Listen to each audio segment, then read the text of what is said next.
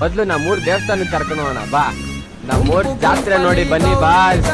ಬಣ್ಣ ಬಣ್ಣದ ಚಿಟ್ಟೆ ಹಂಗೆ ನೋಡೋಕೆ ಸಾಲಕ್ಕಿಲ್ಲ ಎರಡು ಕಣ್ಣು.